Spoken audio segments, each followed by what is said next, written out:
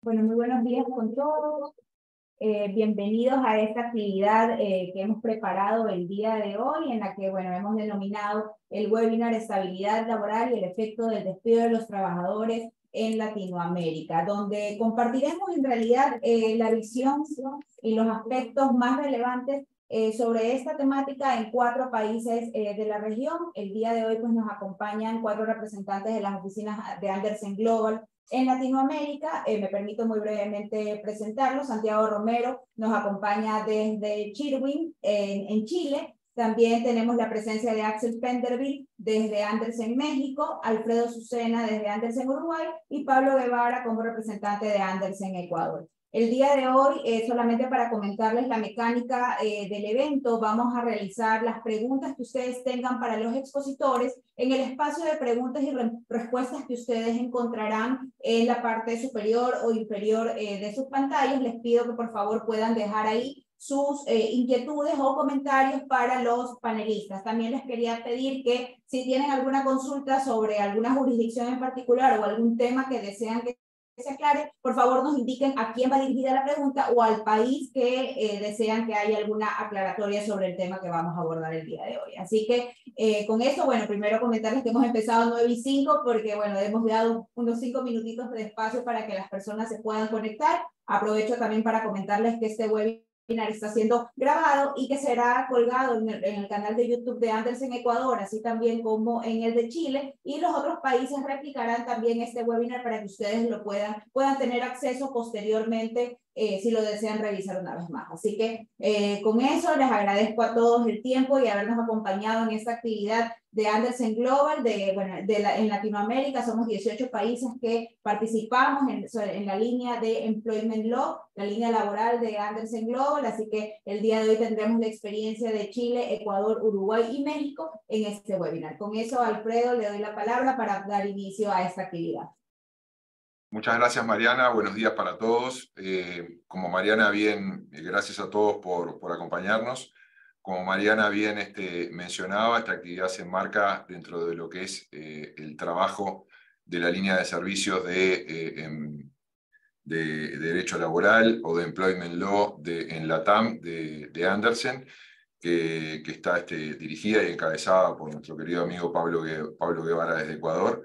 Y que integramos 18 firmas que somos parte de Andersen y que trabajamos denodadamente para poder nutrirnos entre todos de lo que son las experiencias de cada uno de nosotros en nuestras jurisdicciones.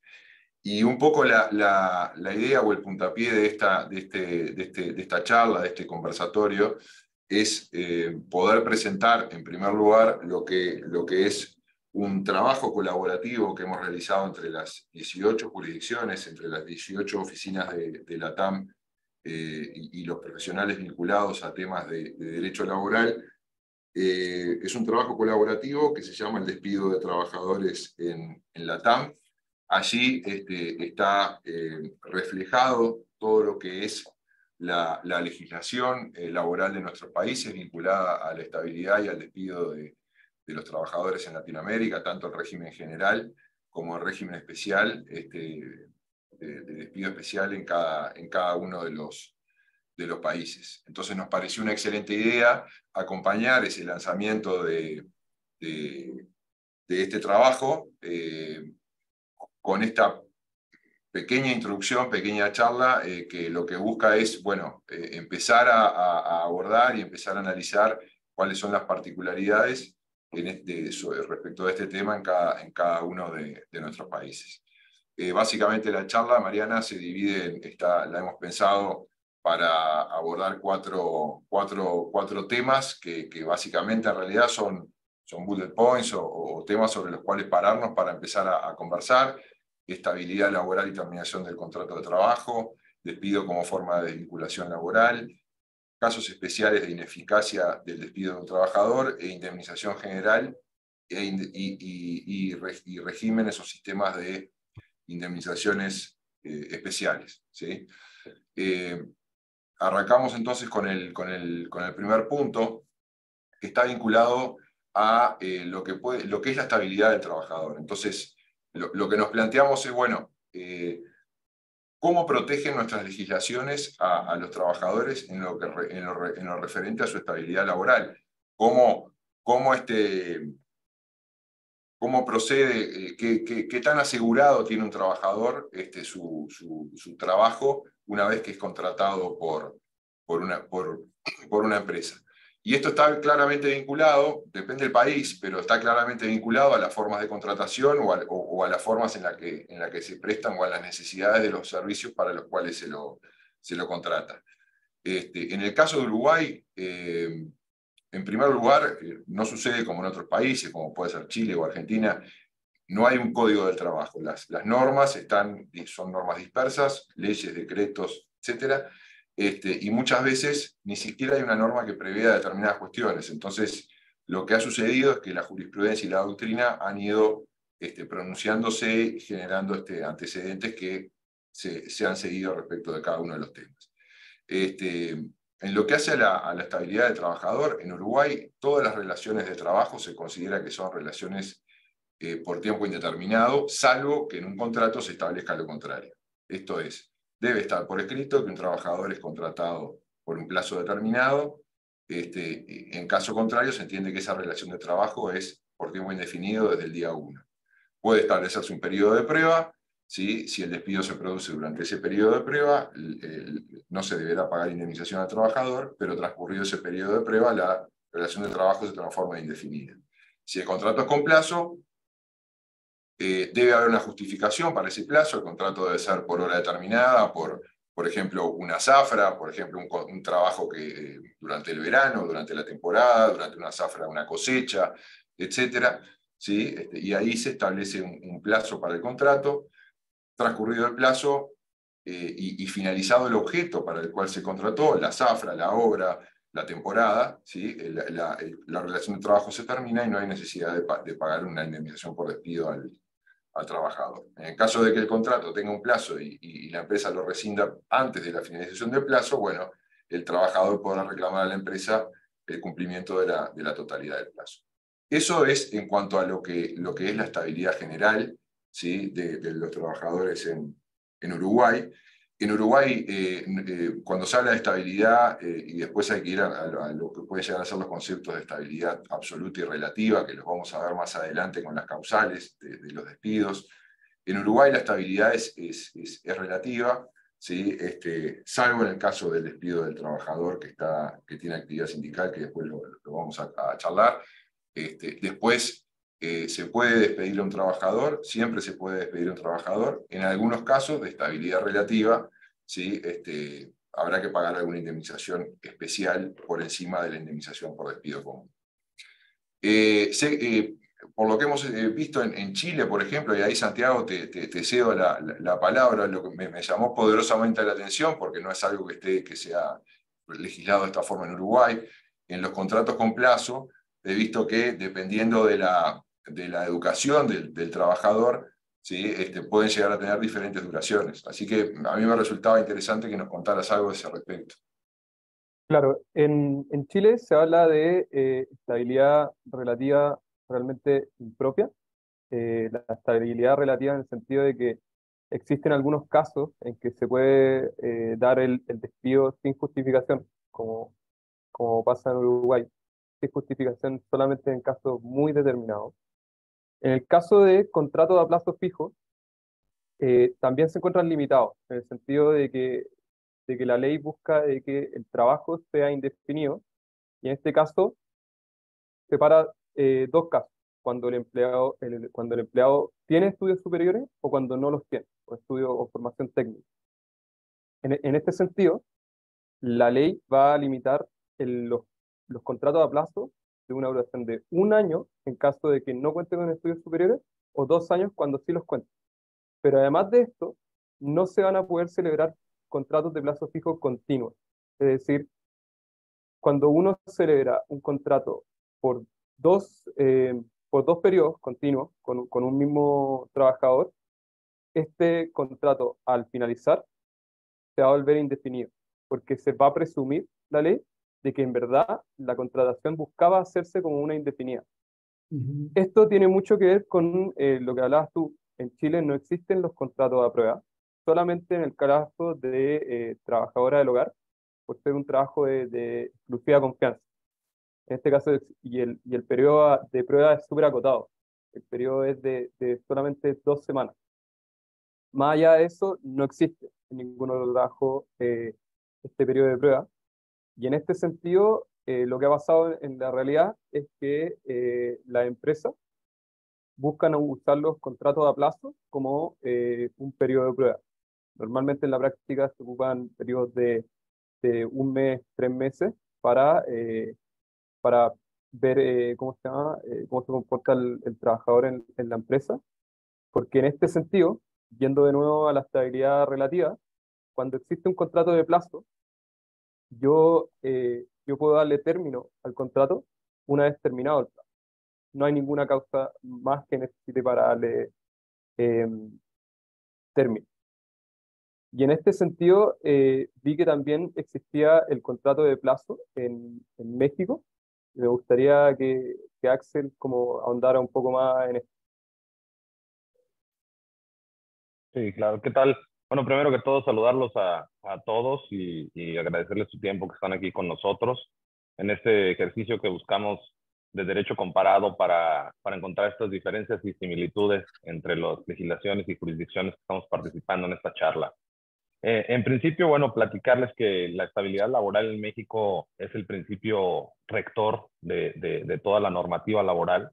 Inclusive se encuentra regulado a nivel constitucional en el artículo 123, fracción A o apartado A, y la Ley Federal del Trabajo. Al efecto, la Constitución nos señala que el patrón que despide a un trabajador sin una causa justificada, bueno, estará obligado a elección del trabajador a hacer el cumplimiento del contrato, es decir, a que se le lleve a cabo la reinstalación, o bien a que se le pague una indemnización que conocemos nosotros en México como la indemnización constitucional, la cual vamos a estar platicando un poco más adelante cuando veamos el efecto patrimonial de los despidos, ¿no? ¿Cómo entendemos en México la estabilidad laboral? Bueno, la entendemos como el derecho que tiene el trabajador a permanecer en su puesto de trabajo durante todo el tiempo que sean necesarios sus servicios, ¿no? Es decir, hay que darle, o la ley busca darle una certeza al trabajador de que va a estar permanente en su puesto o en la posición que desempeña. Ahora bien, en cuanto a las modalidades de contratación, bueno, este derecho de estabilidad laboral aplica en las modalidades de contratación que tenemos establecidas en México, que son por tiempo indeterminado como regla general. Luego, salvo algunas causas específicas, podríamos hablar de una obra determinada o por tiempo determinado y por temporada. Asimismo, en sus variantes o sus otras submodalidades que tienen como la capacitación inicial o la de prueba, ¿no? La de periodo de prueba. Entonces, digamos que la estabilidad laboral en México es fundamental. No hay otro derecho más importante que la ley sancione como esto, ¿no? Y ahí le cedo la palabra a Pablo para continuar con este tema de estabilidad. Sí, bueno, buenos días a todos, amigos. En el caso del Ecuador, el tema de la estabilidad ha sufrido una transformación años atrás. Muy parecido era como Chile. Previo a una reforma similar a Chile, los contratos de trabajo eran a plazo fijo o a tiempo indefinido, muy similar a Uruguay en cuanto a que si es que era a plazo fijo debía constar en el contrato escrito el plazo y si no se lo indicaba se entendía que era tiempo indefinido. Muy similar a Chile en cuanto a que no podía repetirse este contrato a plazo fijo por más de 2 periodos porque se convertía automáticamente en tiempo indefinido. Con reformas que se producen a partir del año 2008, con el cambio de la Constitución, comenzó a reforzarse la estabilidad a favor de los trabajadores hasta llegar al momento actual en el que se reconoce la estabilidad laboral, es decir, no es una causa de terminación del contrato laboral el cumplimiento del plazo para los contratos de trabajo de actividades continuas. Las que forman parte de la actividad y las que normalmente se ejecutan en jornadas de 8 horas diarias y 40 horas semanales. Sí, la ley prevé casos excepcionales, como el caso de los contratos por obra, que se ejecutan hasta que se cumplan no un plazo, sino una condición, que es la terminación de la obra, o modalidades que han venido incorporándose últimamente, sobre todo para responder a la necesidad de empleo y de una contratación más flexible. Pero en principio la estabilidad laboral en el Ecuador está reconocida para los trabajadores de actividades continuas. Y el rompimiento de esa estabilidad se puede dar como vamos a ver más adelante, cuando se incurre en una causa justificada, expresamente determinada por la ley, por la cual se le autoriza al empleador a dar por terminada la relación de trabajo, o incluso al trabajador, causales para que el trabajador pueda solicitar la terminación de la relación laboral con el pago de indemnizaciones, que es lo que veremos luego. Alfredo, veamos el siguiente tema. Bien. El tema en definitiva de la estabilidad, es claro que las diferentes jurisdicciones lo regulan en algunos aspectos de forma diferente, al momento de proceder al despido, y acá ya me introduzco en lo que es la legislación o los procedimientos en Uruguay. Al momento de despedir a un trabajador, en Uruguay no hay que cumplir ningún tipo de requisito a los efectos de despedir a un trabajador por parte de la empresa. Obviamente que existen muchas veces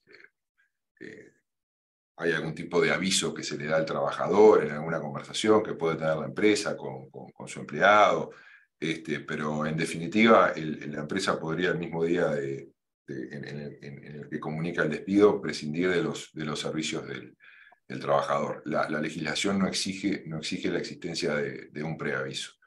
Una vez que el despido se produce y que la baja del trabajador formalmente se da en los organismos previsionales, la empresa va a contar con un plazo de 10 días corridos para abonarle la liquidación por despido que eventualmente al trabajador le corresponda. Pueden surgir, junto con la liquidación por despido, además se le deben abonar los rubros salariales que se le deban al momento. Pueden surgir diferencias muchas veces entre lo que la empresa entiende que le debe pagar al trabajador y lo que el trabajador entiende que se le debe abonar.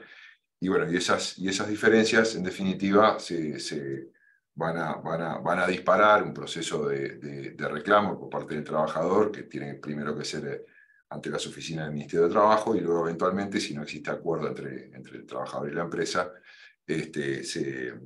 el trabajador podrá recurrir a la justicia laboral, que para el trabajador siempre va a ser gratuita, pero en definitiva las diferencias se sustanciarán mediante un juicio.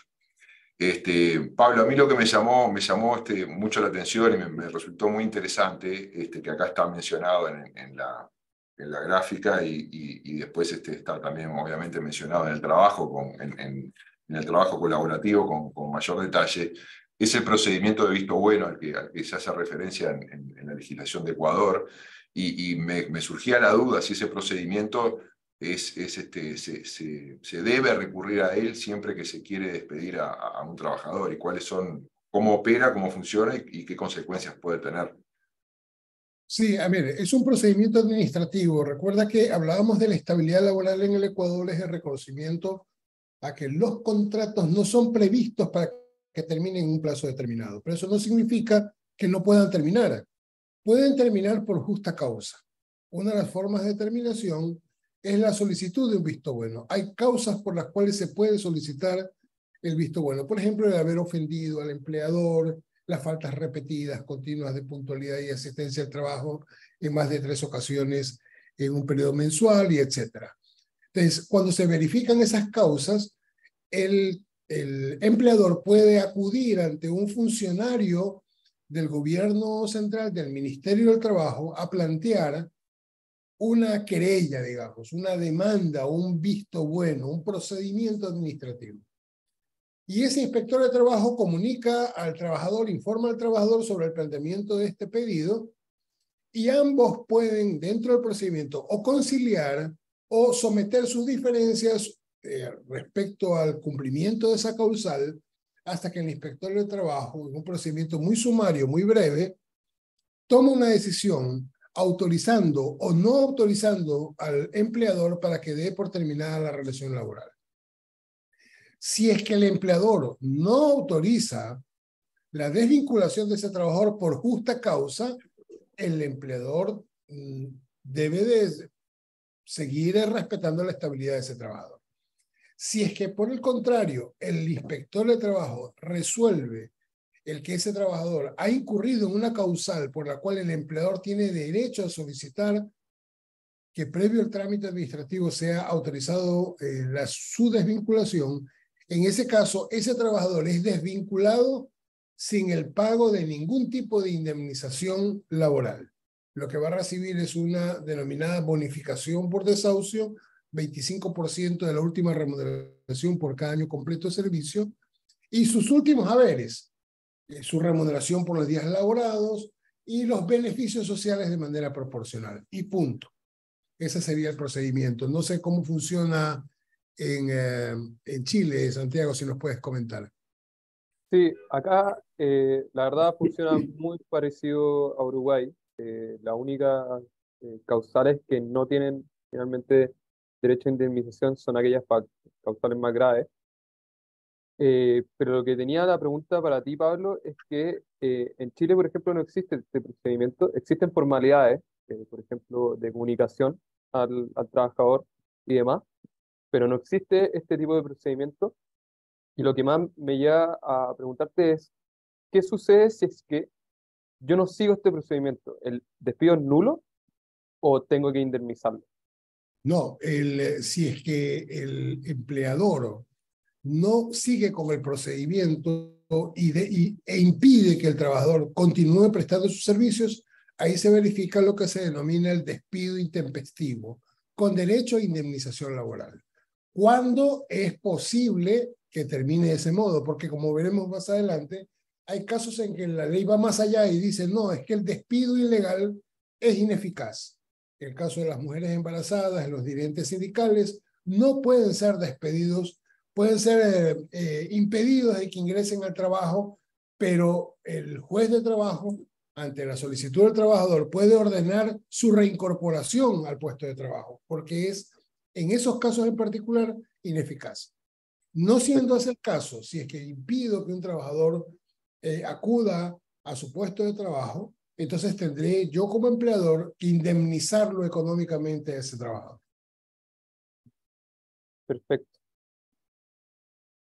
Axel, no sé cómo En el funciona. caso de México, sí, disculpame, Pablo. En el caso Sí. de México, Axel, ¿cómo funcionan estos temas? Por ejemplo, si la empresa quiere despedir a un trabajador, ¿debe cumplir con determinados requisitos previos, preaviso, etcétera? Sí, mira, aquí en México, como funciona esta forma de desvinculación laboral, funciona más o menos similar como en Ecuador. Deben existir ciertas causas, las cuales se establecen ya fijamente en la Ley Federal del Trabajo. Digo, algunas causas de las que puede echar mano el patrón cuando quiere despedir a uno de sus trabajadores, pues es cuando hay un engaño al patrón respecto de las capacidades o de las aptitudes de este trabajador para cumplir con sus actividades, cuando compromete la seguridad del establecimiento donde se encuentra, cuando tiene una falta de probidad y honradez o comete actos violentos en contra de sus compañeros, inclusive va contra el patrón, sus familiares, directivos o personas que están en la administración. Si se presenta bajo el influjo de drogas o en estado de embriaguez. En general, nos da la ley un amplio repertorio de las causas bajo las cuales tiene que suceder o que tiene que suceder para que el patrón tenga una causa justificada para llevar a cabo el despido de su trabajador.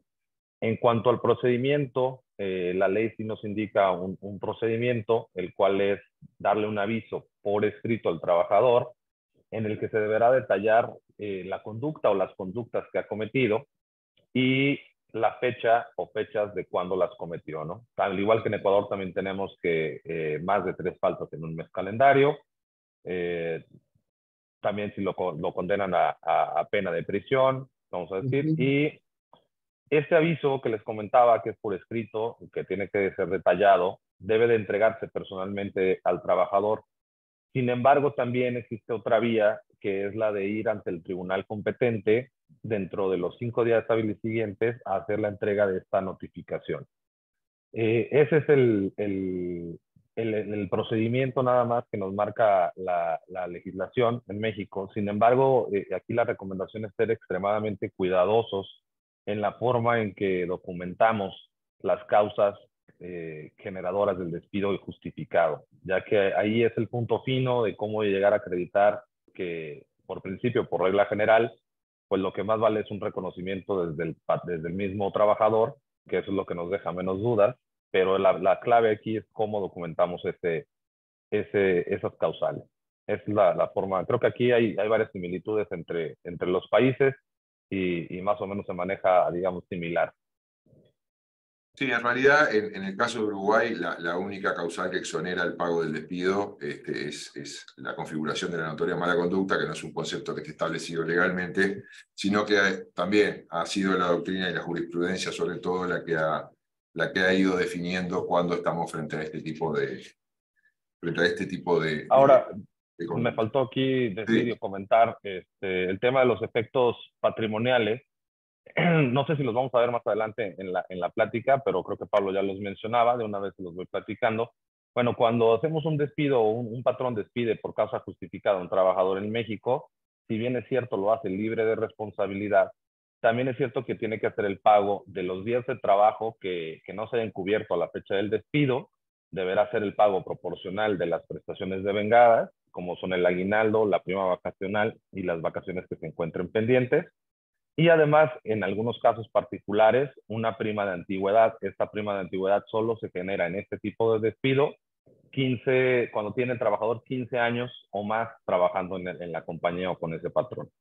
Eso sería el efecto patrimonial Bien. que tiene en el patrón. Bien, nos vamos a referir puntualmente a este tema en el siguiente punto. Pero bueno, Bien. es inevitable ir hablando de todo esto y que no vayan Claro. surgiendo cuestiones que debemos de ir comentando.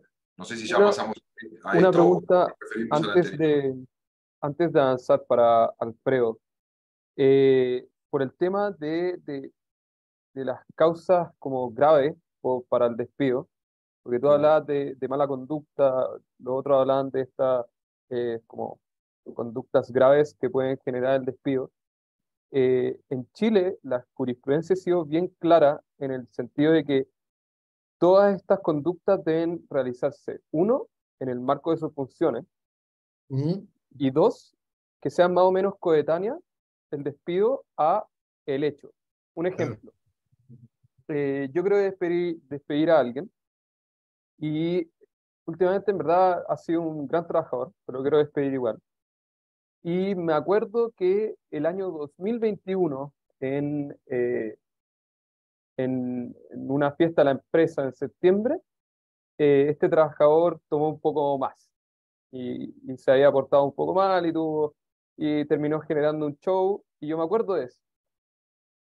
Normalmente, si fuera lo suficientemente grave, podría generarse una causal de despido, pero como este hecho no fue coetáneo, la jurisprudencia ha dicho que finalmente no se configura realmente la causal de gravedad, por no ir como a la actualidad. ¿Esto pasa en su jurisprudencia? Sí, lo primero que quiero aclararte es que en Uruguay se puede despedir sin causa al trabajador. Hay que abonarle la Buen indemnización. punto. Hay que abonarle la indemnización por despido que corresponde, ¿sí? Que es una indemnización legal. En algunos casos especiales, ese monto o esa indemnización por despido podrá ser mayor, ¿sí? Pero eso es así. Lo único que exonera al empleador de no pagar la indemnización por despido es que se haya configurado la notoria mala conducta. Y ahí voy a lo que tú decías. Primero, tienen que ser hechos generados en el transcurso de su relación de trabajo, ¿sí? Hechos generados en el trabajo, ¿sí? Pero tengo un matiz contigo, ¿sí? Porque la jurisprudencia ha admitido que una sucesión de inconductas que tal vez no son individualmente graves como para causar un despido inmediato, pero sí una sucesión de inconductas que hayan sido sancionadas, que esas sanciones estén correctamente registradas en el legajo del trabajador, y que en definitiva esa sucesión ponga en conflicto, en riesgo, en crisis la relación laboral, ahí se ha admitido que se configura también la notoria mala conducta. Por tanto, la notoria mala conducta puede configurarse por una sucesión de conductas, que capaz que la primera fue hace 6 meses, ¿sí? O puede configurarse por una inconducta muy grave, un hurto, una agresión física, incluso una agresión verbal a un superior, etc. Ese es el matiz. Y en ese caso no se pagaría la indemnización por despido al trabajador, que obviamente después la va a reclamar judicialmente. Y la empresa deberá tener todos los elementos para probar, porque va a tener toda la carga de la prueba respecto de que de la configuración de la notoria mala conducta. Perfecto.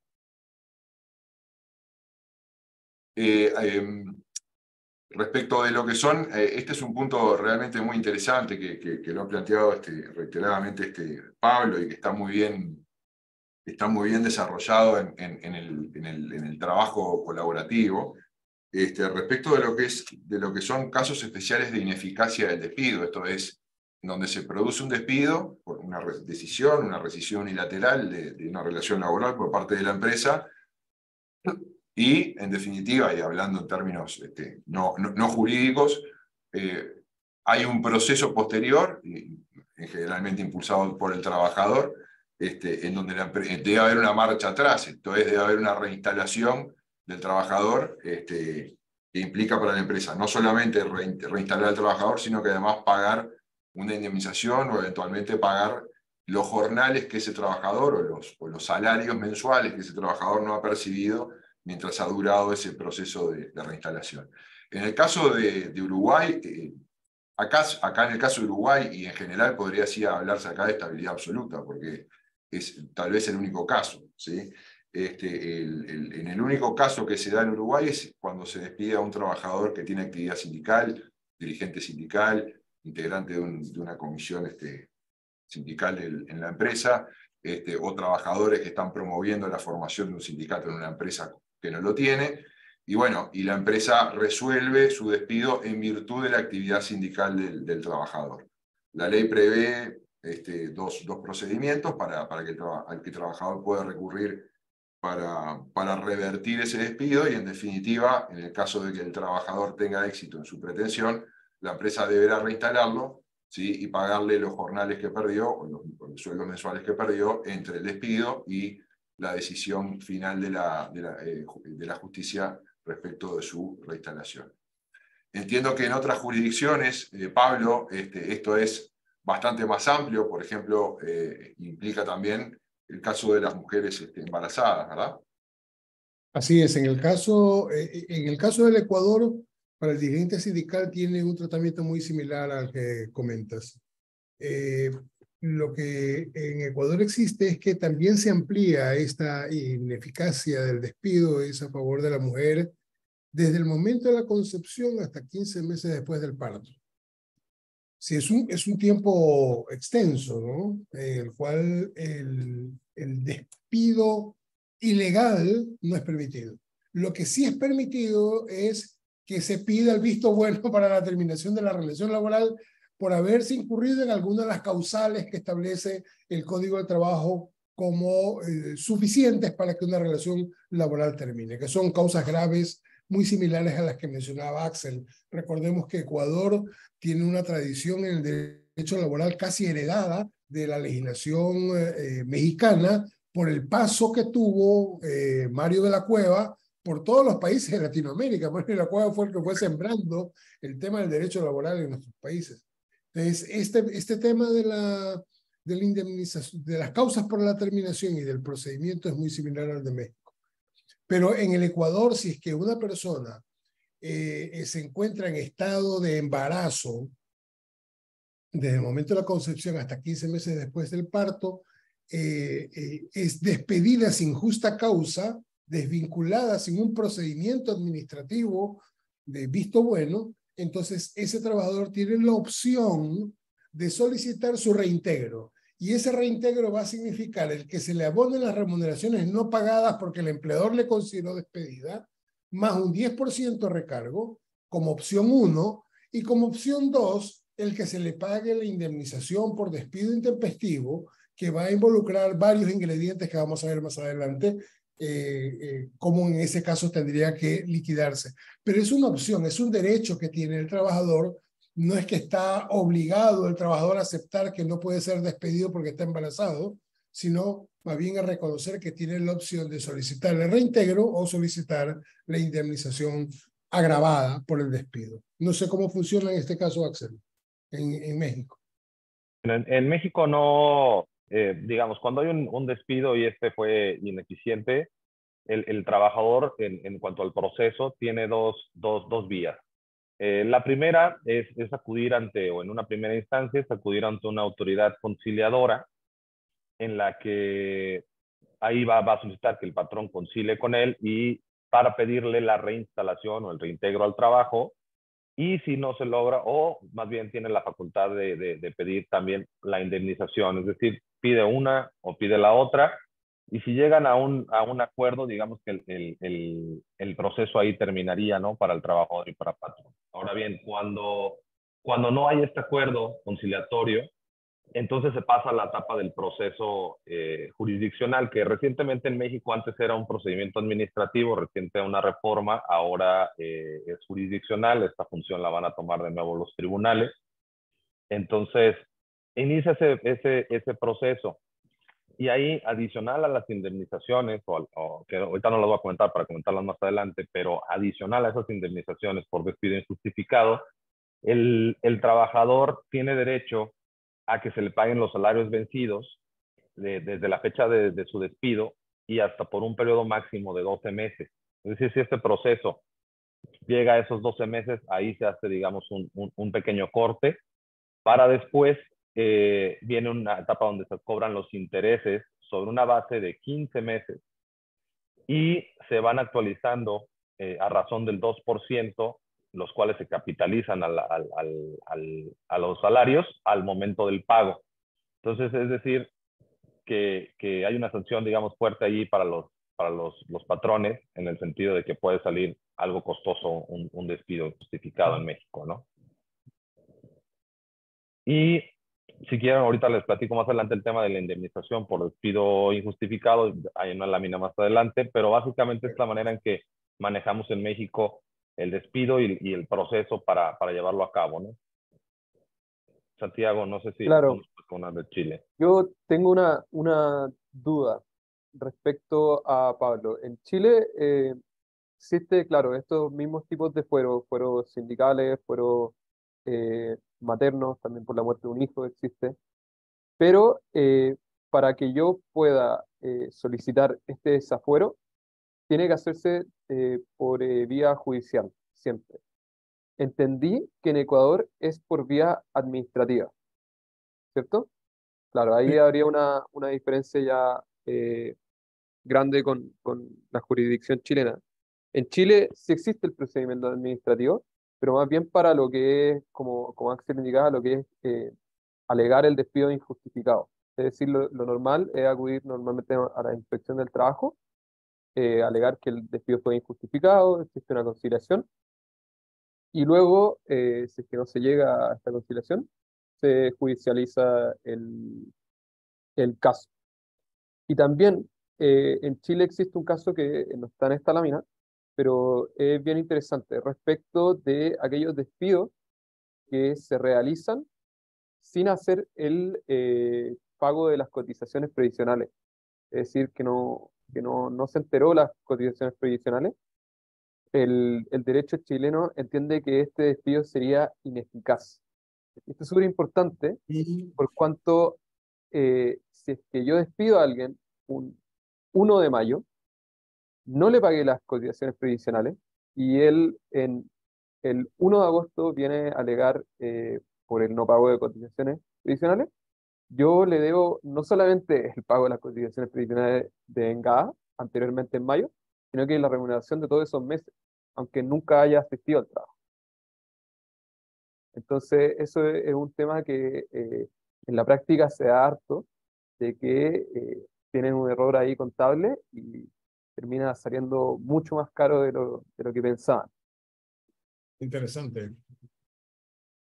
Muy interesante. Sin duda que cada tema que vamos tocando además nos va generando un montón de consultas y de inquietudes. Eso es un poco también la idea de que a los que están participando y los que nos están escuchando compartan con nosotros todas esas dudas y esas inquietudes. Y bueno, muchas de ellas además que al poder dedicarle más tiempo están también puestas por escrito en el trabajo que a partir de hoy estamos difundiendo y publicando. Respecto de lo que son el monto de las indemnizaciones, ¿sí? La idea era dar un panorama, un pantallazo en cada legislación respecto de lo que es el monto de una indemnización por despido general o común, porque a continuación, luego de este tema, vamos a hablar de lo que por lo menos en Uruguay se denominan despidos especiales o indemnizaciones por despido especial, que dependen de las circunstancias de cada desvinculación. En términos generales, en Uruguay, el monto de la indemnización de un trabajador va a depender de la antigüedad que tenga el trabajador en la empresa. En Uruguay, básicamente hay dos tipos de trabajadores mensuales y trabajadores jornaleros. En el caso del trabajador mensual, se calcula una unidad de despido por cada año de infracción que el trabajador tiene de antigüedad en la empresa.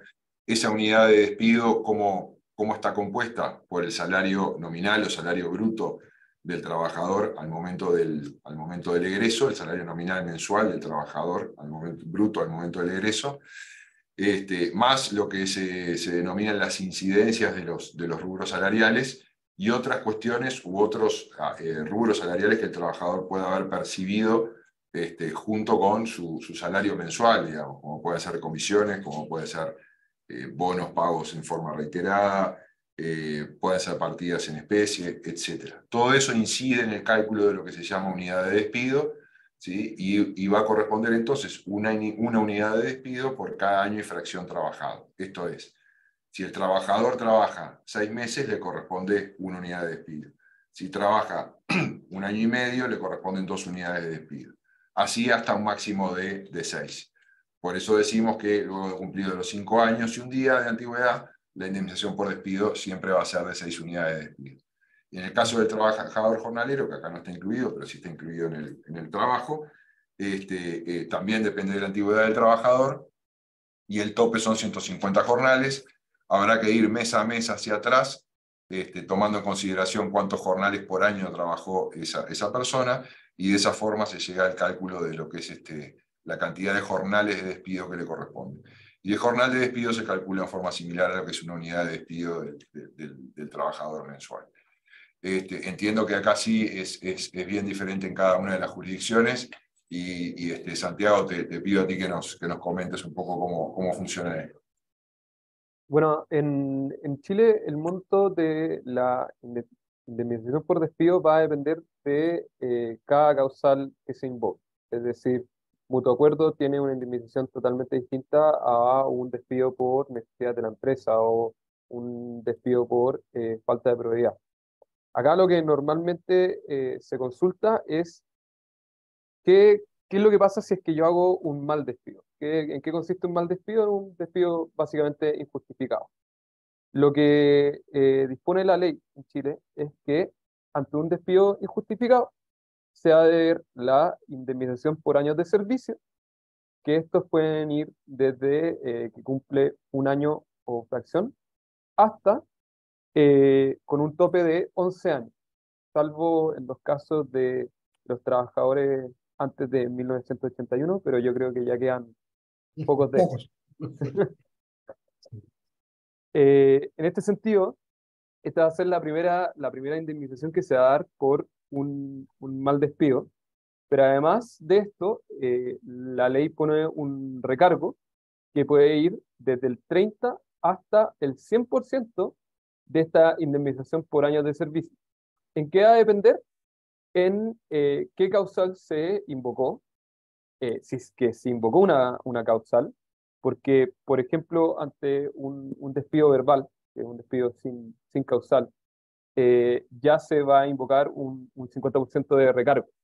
Y el caso del 100% va a ser en casos graves, por ejemplo, en casos de injuria o de falta de probidad que se hayan alegado injustamente. Bien. Pablo, en Ecuador también vemos en Sí, principio que hay un régimen bien diferente. sí, sí. A ver, en el caso del Ecuador, el despido, entendido como la desvinculación del trabajador, sea porque el trabajador decide desvincularse o porque han acordado mutuamente terminar la relación laboral, da derecho al pago de haberes que no son indemnización, como por ejemplo, por ley tiene que pagarse la llamada bonificación por desahucio, que es el equivalente al 25% de la última remuneración multiplicada por cada año completo de servicio. Si una persona ha trabajado 5 años y 3 meses, bueno, tiene derecho a 5 remuneraciones pagadas al momento de la desvinculación. ¿Sí? Pero esa no es una indemnización, esa es simplemente una bonificación por su desvinculación. Aparte de eso, tendrá que pagarse las partes proporcionales, como comentaba en algún momento Axel. Igual en el... Pablo, ¿eso es también en caso de renuncia? Disculpame la Sí, claro, interrupción. por supuesto. En el caso de renuncia, con una reforma que se dio hace unos años atrás, esta bonificación por desahucio también se paga en el caso de que el trabajador desee voluntariamente desvincularse. Esa es una liquidación de base para ese trabajador. Diferente es el caso si es que el empleador termina unilateralmente la relación, ¿sí? Y se produce el despido intempestivo, el despido unilateral, el arbitrario. En ese caso, la ley dice, ese trabajador tendrá derecho a una indemnización general para todos los trabajadores equivalente a una remuneración por cada año de servicio, no menos del equivalente a 3 remuneraciones, no más del equivalente a 25 remuneraciones. ¿Qué significa? En el mismo ejercicio que comentábamos, si ese trabajador es desvinculado unilateralmente en el 5º año con 3 meses, ese trabajador va a tener derecho a 6 remuneraciones, porque en el caso de la indemnización, si hay el redondeo hacia arriba, ¿sí? 5 años con 3 meses significan 6 años de servicio. La última remuneración multiplicada por 6. Si hubiera trabajado 1 año y es desvinculado arbitrariamente, tendría derecho a 3 remuneraciones. Y si ha trabajado 30 años de servicio, tendrá derecho hasta 25 remuneraciones. ¿Por qué tiene límite? Tiene un sentido.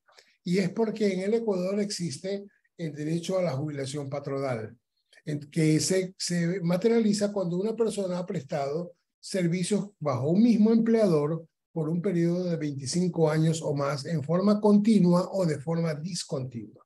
Entonces, es otro tema. El punto es que las indemnizaciones en el Ecuador siempre son con base a la última remuneración y con base a los años de servicio. Axel, ¿qué nos puedes comentar sobre México? Sí, mira, como en México, al igual que en Chile, vamos a tener que atender primero al tipo de despido donde nos encontremos, ¿no? Si es el justificado o en el injustificado. Cuando hablamos de despido justificado, les decía yo, nada más el trabajador va a tener derecho a aquellas prestaciones que se hayan devengado al monto de su salario que haya trabajado antes del despido y a una prima de antigüedad en caso de que tenga 15 años o más trabajados con el mismo patrón. Para efectos del despido injustificado, como les comenté desde un inicio, desde la Constitución mexicana, se habla de una indemnización que consiste en 3 meses de salario integrado. Y ahí, también como ya les había participado, cuando estamos ante un despido injustificado, el trabajador tiene 2 vías. La primera, solicitar su reinstalación o bien pedir la indemnización. Ahora, la Ley Federal del Trabajo te establece algunos casos en los que el trabajador no está obligado a atender a la reinstalación, ¿no? Sobre todo cuando hay un contacto directo con ese trabajador que imposibilite que se lleve a cabo bien o se desempeñe en sus funciones. Entonces, cuando estamos en este tipo de despido, el efecto que tiene para el patrón es, bueno, yo le voy a tener que pagar al trabajador sus 3 meses. Si considero que entra en una de las causas que marca la Ley Federal del Trabajo, que no lo puedo reinstalar, adicionalmente le voy a tener que pagar 20 días por cada año que haya trabajado conmigo. Y las partes proporcionales de su aguinaldo, su prima vacacional y las vacaciones pendientes. Además de una prima de antigüedad de 12 días de salario topados a 2 salarios mínimos. Digamos que ahí no sigue la suerte del salario del trabajador, sino ya está fijado en la ley cuál es esa prima de antigüedad, ¿no? Y esto, siempre y cuando haya quedado en la etapa conciliatoria o en el momento que existe un arreglo entre el trabajador y el patrón, ya que les comentaba que si esto se va a un procedimiento de jurisdiccional, pues entonces todavía le agregamos el tema de los 12 meses de salario, más lo que se vaya acumulando de intereses a razón del 2% hasta que concluya ese procedimiento jurisdiccional. Entonces, dependiendo de dónde estemos, serán los cálculos que tengamos que hacer para liquidar a este trabajador en México. Vuelvo contigo, Alfredo, para continuar. Bien, indudablemente acá estamos en presencia de grandes diferencias, partiendo de si se habla o no de despidos justificados o injustificados, y a partir de eso las consecuencias que tenemos en unas jurisdicciones y en otras. Todo esto que recién charlábamos hacía referencia a lo que es el régimen de despido común, y el último de los temas que nos propusimos e incluimos en la agenda es hacer un breve relevamiento de lo que serían algunos casos de despidos especiales, esto es, despidos en los que el empleador debe afrontar una indemnización que sea más gravosa o económicamente, o que sea mayor a la que normalmente o legalmente le corresponderían en el caso de un despido común. En el caso de Uruguay hay algunos ejemplos en este cuadro. Todos los ejemplos que están incluidos en estos cuadros de cada país, y a su vez todos aquellos despidos o causales de despidos de indemnizaciones especiales de cada jurisdicción están incluidas en el trabajo con una descripción de cada uno de ellos. Pero bueno, quisimos acá puntualizar, dependiendo de la jurisdicción, puntualizar algunos de ellos. En el caso de Uruguay, acá se incluyó el despido abusivo. El despido abusivo es, en definitiva, la consideración de que ha existido un daño moral en la forma en la que el empleador procedió respecto del trabajador. Incluso el despido abusivo puede acumularse con lo que es un despido indirecto. Hay la primera sentencia que condenó al pago de un despido por daño moral, digamos, a una empresa, fue en el año 78, una trabajadora que había pedido 5 días de licencia para casarse. La empresa se los había concedido, y el día en que se iba a casar, la empresa le envía un telegrama intimándole el reintegro bajo apercibimiento de considerar la despedida. Y bueno, ahí hubo un caso, fue el primer caso en donde se condenó a la empresa lo que después se fue desarrollando en doctrina y jurisprudencia como despido abusivo. Y se ha fijado la indemnización en general es entre el doble y el triple de la indemnización por despido común que corresponde. Y después es muy común, los trabajadores acá en Uruguay, cuando se accidentan o cuando se enferman, se amparan o al seguro por enfermedad o al seguro de accidentes de trabajo. Son seguros que la empresa debe contratar cada vez que contrata a un trabajador. Y acá sí hay una estabilidad prevista para estos trabajadores respecto de la empresa los puede despedir, pero por ejemplo en el caso del trabajador enfermo, si lo despide estando amparado al seguro por enfermedad, o no lo reintegra o lo despide dentro de los 30 días siguientes al de su reincorporación al trabajo, deberá pagar un despido doble. Y en el caso de los accidentes de trabajo, si lo despide estando amparado al seguro por accidentes, el despido será el triple de lo que legalmente le corresponde. Si lo despide dentro de un plazo de estabilidad posterior a los 180 días a su reintegro, ¿sí? Deberá pagarle el despido común más los jornales que resten hasta completar los 180 desde el momento del despido. Algo similar es en el caso de la trabajadora, de la trabajadora grávida, de la trabajadora embarazada.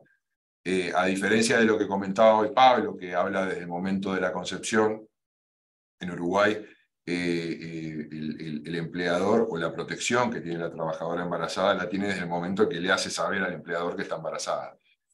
Y eso es una diferencia que es importante. Desde ese momento hasta los 180 días posteriores a su efectivo reintegro a su trabajo, o sea, durante todo el embarazo, durante la licencia por maternidad y durante 180 días posteriores al reintegro, en el caso de que el empleador despida a la trabajadora embarazada o la trabajadora que dio a luz, deberá pagarle la indemnización por despido que le corresponde más seis sueldos, ¿sí? Con el sueldo en monto equivalente al momento del despido. Acá hay una diferencia porque en el caso, Pablo, si no recuerdo mal, en el caso de las mujeres embarazadas había obligación, además de abonarle una indemnización especial, creo que había una obligación de reintegrarla, ¿verdad? Sí. Bueno, en el caso de Ecuador, solamente una puntualización. Tú tocaste un tema interesante. Tú decías, en Uruguay está protegida la trabajadora embarazada desde el momento en que comunica su embarazo. En el caso del Ecuador, desde el momento en que está embarazada, desde la concepción. Ese es un tema interesantísimo acá en el Ecuador. Si tú lees la norma ecuatoriana, se infiere que es desde el momento en que se notifica el embarazo, se notifica el estado de embarazo. Sin embargo, hay sentencias de Corte Constitucional que dice que esa es una formalidad, de que una formalidad no puede limitar el derecho de la trabajadora embarazada a estar protegida por el Estado, por su estado de gravidez. Eso es un punto interesante. El otro es, sí, recordarte de que acá estamos hablando de una indemnización adicional, porque el despedir a una mujer, digamos, no está embarazada, tiene derecho a la indemnización que comentábamos anteriormente, la última remuneración por cada año de servicio, etc. Pero si es que esa misma mujer está embarazada, tiene derecho a esa indemnización y adicionalmente a otra indemnización, siempre y cuando ella acepte su desvinculación unilateral. Recordemos que decíamos de que esto aquí de la protección del despido ineficaz es un derecho del trabajador, no es una obligación, ¿sí? Él tiene derecho a acceder a ser protegida, la mujer embarazada y el dirigente sindical, a ser protegido de su no desvinculación. Pero ellos eventualmente pueden aceptar ser desvinculados. En ese caso tienen derecho a la indemnización, ya no a reintegro, a la indemnización general, una remuneración por cada año de servicio, y adicionalmente, en el caso de la mujer embarazada y en el caso de los trabajadores dirigentes sindicales, tendrán derecho a una indemnización adicional equivalente a un año de la última remuneración. Esa es una indemnización adicional a la anterior.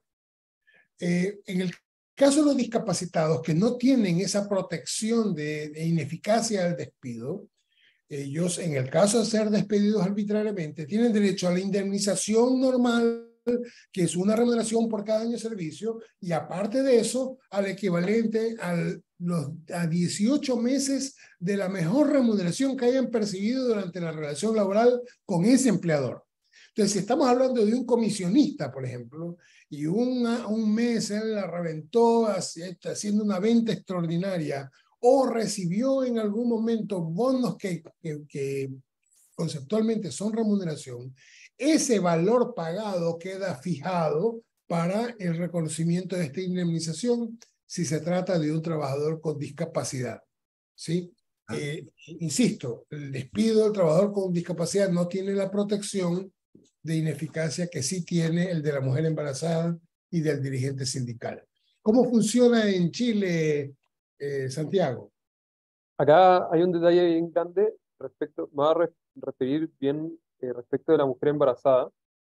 Tiene un parecido con Ecuador, en el sentido de que, claro, protege desde la concepción hasta un año desde que se termina el descanso. ¿Ok? Este derecho se entiende que no va directamente a la mujer, sino que al hijo, realmente. Y en este sentido, no es un derecho renunciable por parte de la mujer embarazada. Esta tiene que ser reintegrada, en el sentido de que ella no puede rechazar finalmente el trabajo porque entiende que finalmente sería una remuneración que iría para el cuidado de su hijo. Y por lo mismo es que busca la ley que se reintegre al trabajo, aunque tenga estos descansos, por ejemplo, de 84 días luego del postnatal, ¿cierto? Eso respecto de la mujer embarazada. Hay un detalle acá, que la mujer embarazada sí podría rechazar este reintegro en caso de lo que llamamos el autodespido o despido indirecto en causales de gravedad que se señalan ahí en la ley. Por ejemplo, abuso de parte del empleado. Eh, Como había señalado antes, la ley separa esta indemnización en cuatro categorías. Un recargo del 30%, un recargo del 50%, un recargo del 80% y un recargo del 100%. En los casos más graves va a haber un recargo del 100%, en los casos que la ley señala como menos grave va a ser un recargo del 30%. No va a ir más allá de esto, no así como pasa, por ejemplo, en Ecuador. Lo que quiero escuchar más bien es esta idea de el despido indirecto, como eh, cómo puede un trabajador en sus jurisdicciones invocar este despido indirecto.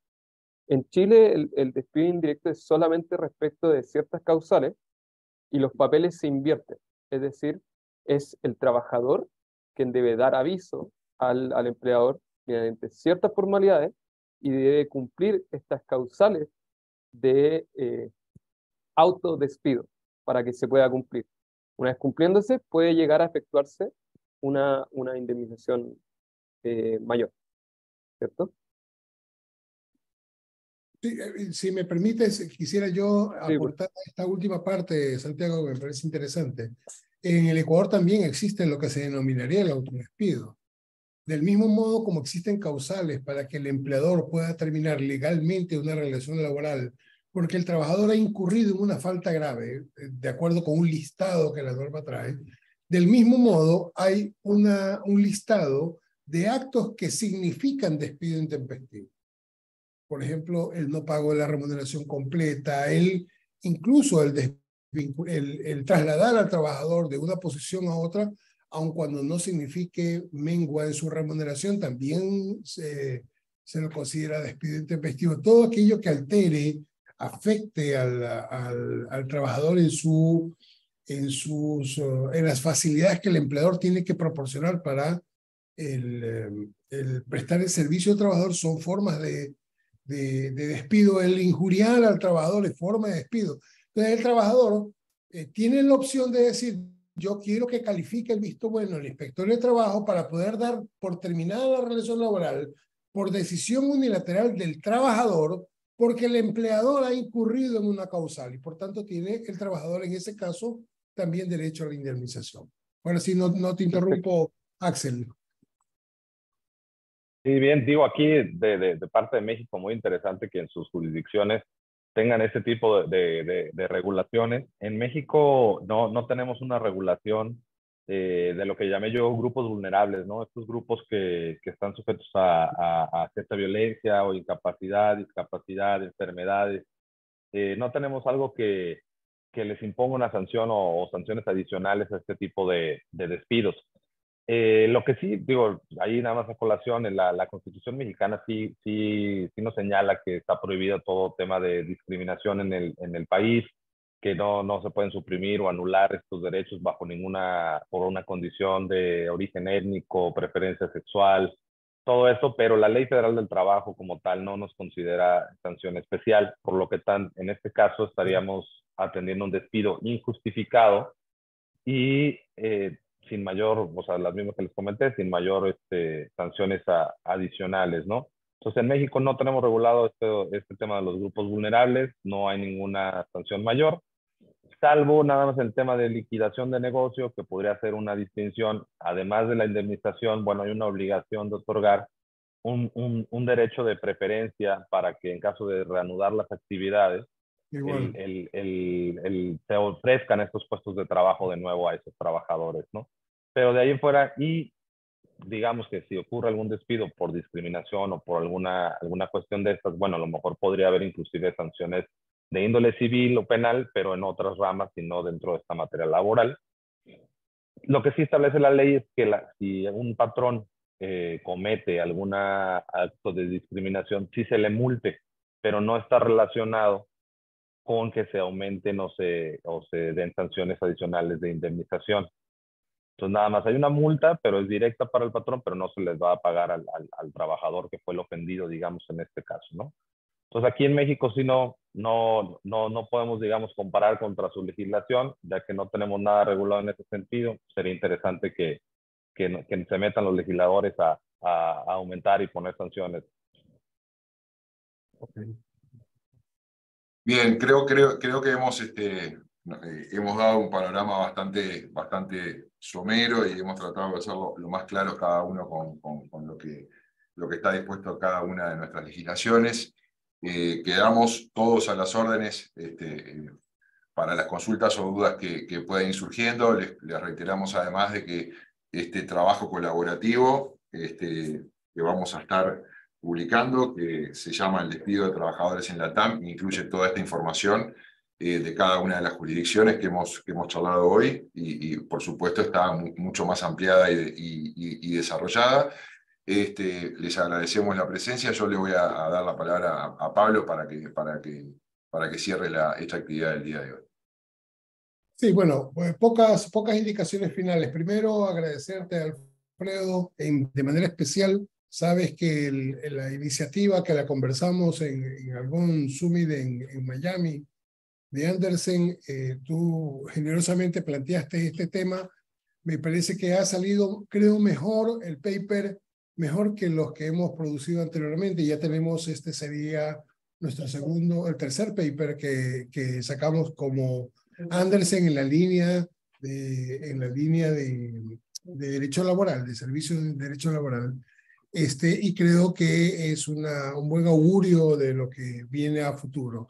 Tenemos un paper por publicar, van a ser en los próximos días, los invitamos a todos a revisarlo. Va a ser una revisión sobre el fenómeno o el tratamiento del despido en Latinoamérica, visto de manera combinada los aspectos más importantes, cómo funcionan en cada una de las 18 jurisdicciones. Agradecer a Axel, a Santiago también por se animado a compartir este tema. Nos centramos en estas jurisdicciones porque consideramos que tenían aspectos interesantes que los identificaban y que los diferenciaban. Habrá la oportunidad de volver a tratar este tema con otras jurisdicciones por parte de socios de Andersen de otros países. Agradecerles adicionalmente las preguntas que ustedes han elaborado, las personas que están escuchándonos, van a ser contestadas, ya fueron contestadas. Y bueno, estén atentos, por favor, a la generación de contenidos de Andersen y en particular de Andersen en la línea de derecho laboral. Pues seguramente vamos a emprender en otro nuevo reto de elaborar un nuevo paper de algún tema trascendental o coyuntural en América Latina en materia laboral.